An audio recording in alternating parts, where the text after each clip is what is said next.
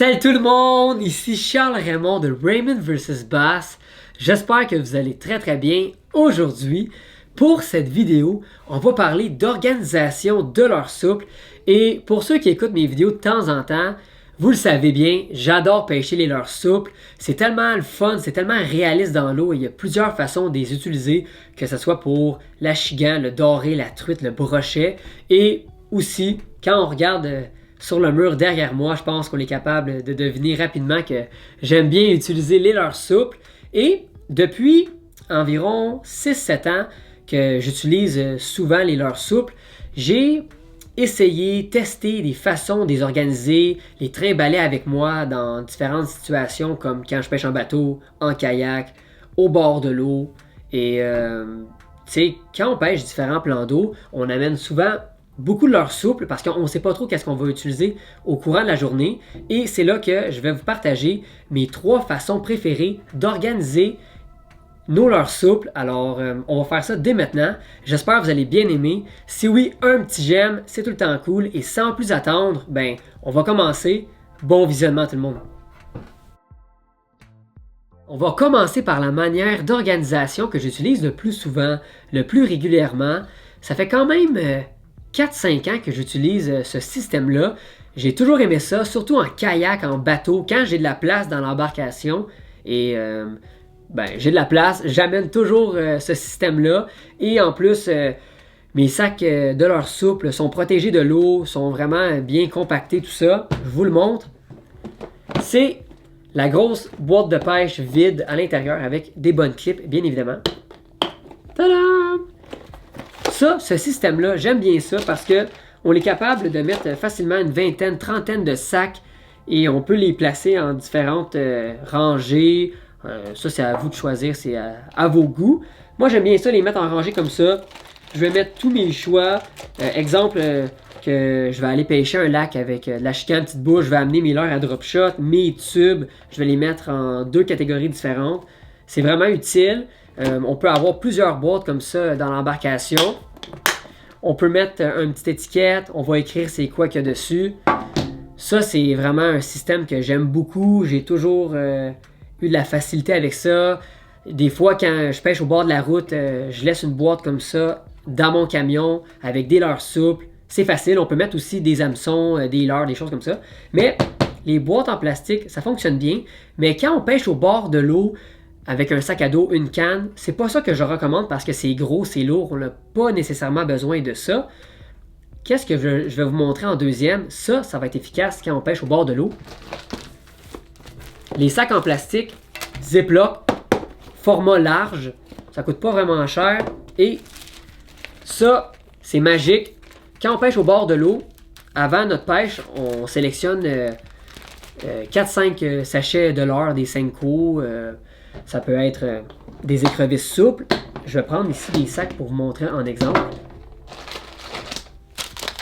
On va dire que ça, c'est ma sélection quand je pêche au bord de l'eau. Je mets ça dedans. Je ferme. C'est bien fermé aussi avec le petit zip en plastique. Je glisse ça dans mon sac à dos. Et voilà, c'est fait. Et quand on a beaucoup de paquets de leurre souple et on ne sait pas vraiment où les mettre quand on arrive à la maison, on peut prendre... J'ai-tu un Sharpie avec moi? Ouais.